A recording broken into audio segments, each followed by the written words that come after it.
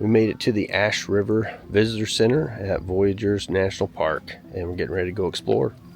So here are the Visitor Center at Ash River. They have a nice little ranger station in there. It gives you a lot of good information about the hikes and things around here and the tours that they do. They also have a little gift shop and then just kind of a cool little room to hang out. So that is the Visitor Center.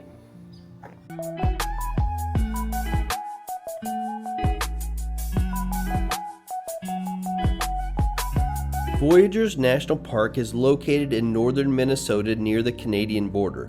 It is known for its vast network of interconnected lakes, forests, and wetlands. It offers a variety of outdoor activities, but the first thing we are going to do is hike. Blind Ash Trail.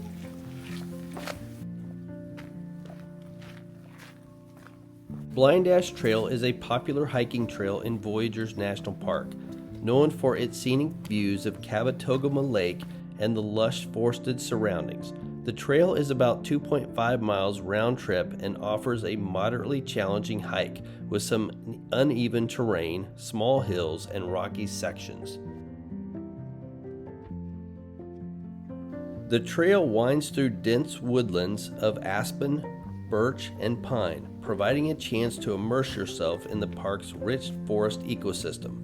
Hikers on the Blind Ash Trail can enjoy viewpoints overlooking the lake, which is especially beautiful during sunrise, sunset, and in autumn when the leaves change color.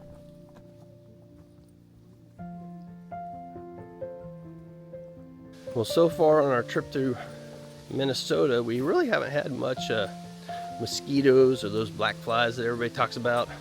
But today in Voyageurs, we finally started getting bit a little bit. So just a couple minutes ago we stopped and put on some bug spray. So hopefully that helps. Erica's got her hiking sandals on today. This trail is a loop trail that begins and ends near the Ash River Visitor Center, making it easy to access if you're exploring the Ash River area of the park. We can finally see the lake through those trees there. Makes the hike rewarding. As with other trails in Voyageurs, it's wise to bring plenty of water, bug spray, and sturdy footwear, even though Erica is just wearing her sandals, because the terrain can be challenging and the area is known for its bugs in warmer months.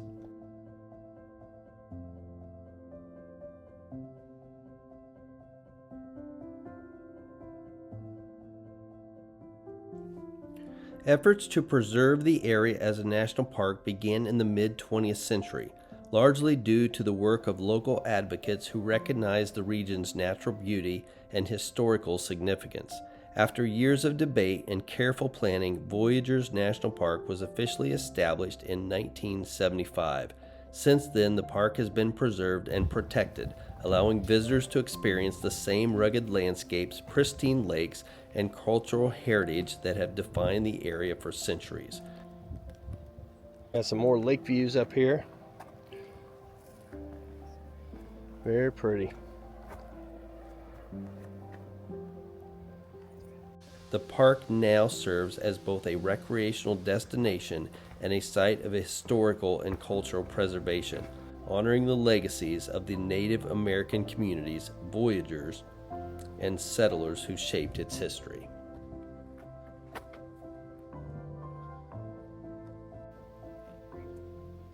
The trail that we're on today is mainly roots and rocks. This is just a little sample of the trail. So it's going to strengthen our ankles and knees and everything today, I guess. Muscles that we don't get strengthened just walking on the road at home. Just finished Blind Ash Trail. What'd you think, Erica? It was nice. It was very buggy. Yeah, lots of mosquitoes. Lots of mosquitoes. So it was definitely good that we had our bug spray, right? Yes, 100%.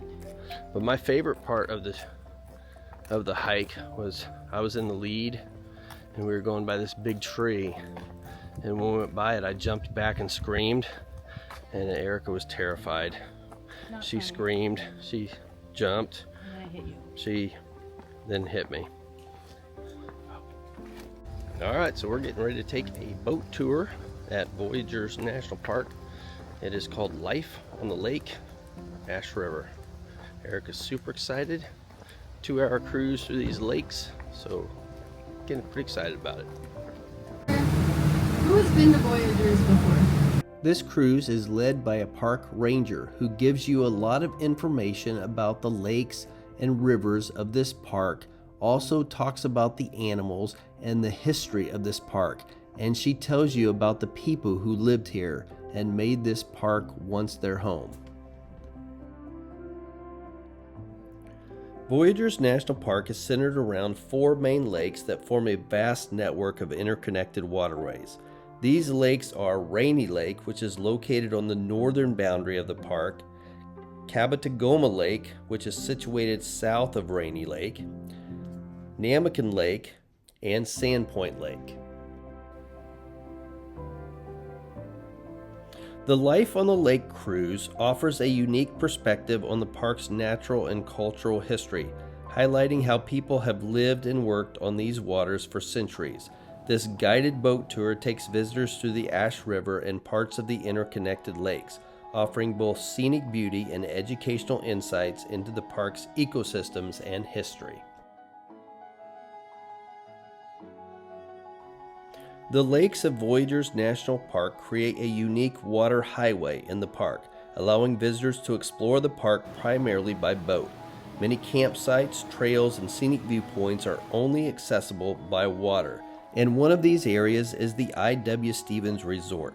This was a historic fishing camp and resort located on an island in the middle of the lake. It was operated by I.W. Stevens and his family. The resort served visitors from the early 20th century up until the establishment of the park in 1975. It was a rustic getaway that offered guests the chance to catch fish, boat, and experience the natural beauty of the region. Today, remnants of the resort, including old cabins and a boat dock, can still be seen along the lake.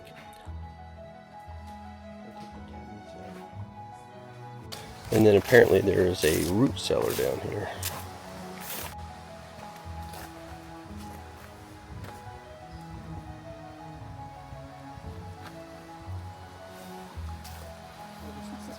Although the resort is no longer operational, the site is preserved as a historic area within the park. So apparently this guy lived here all by himself for many years, until he was in his 70s.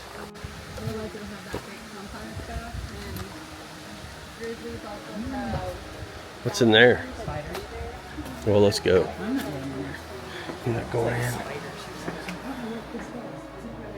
I.W. Stevens himself was a well-known figure in the area, renowned for his knowledge of the lake and his skill as a fishing guide. He and his family lived a rugged, self-sufficient lifestyle, embodying the spirit of the North Woods. Over the years, the resort grew in popularity among anglers and outdoor enthusiasts who came to enjoy the lake's fishing opportunities and the resort's simple, welcoming atmosphere. Our next stop was Hoist Bay. This is an area that is rich in history and is tied to the region's logging industry. Our first stop on the island was to the old ice house. So they say they can store ice in this ice house for up to 2 years. Oh, mercy. I'm not going in there. This area had several bunkhouses and mess halls and other structures necessary to house and feed logging crews. Oh, now do your pose. I wonder if there's like a mouse been in here. There's a mouse been in here? 100%. Got some rooms here. May have been the Munsons.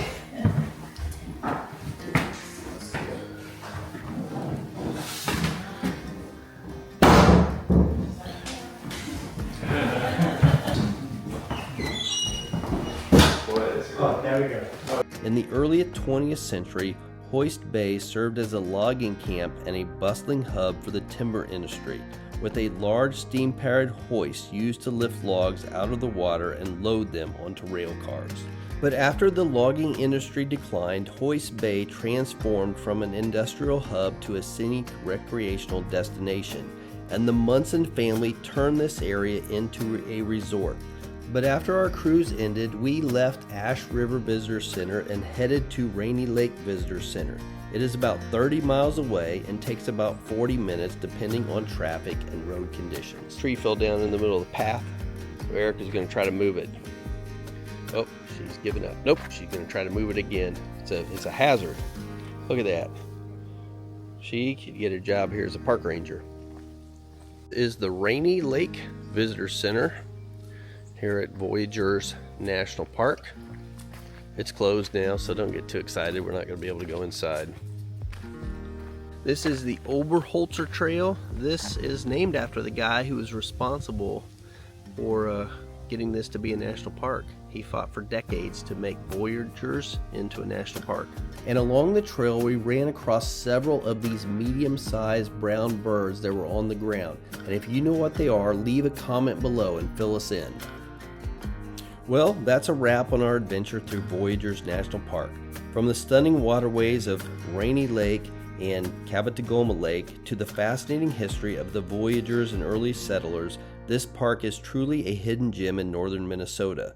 Whether you're exploring by boat, hiking through the woods, or learning about the rich cultural history, there's something here for every outdoor enthusiast.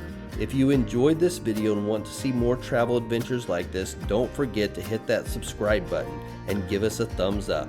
We've got plenty more incredible destinations coming your way. Thanks for watching, and we'll see you in the next journey.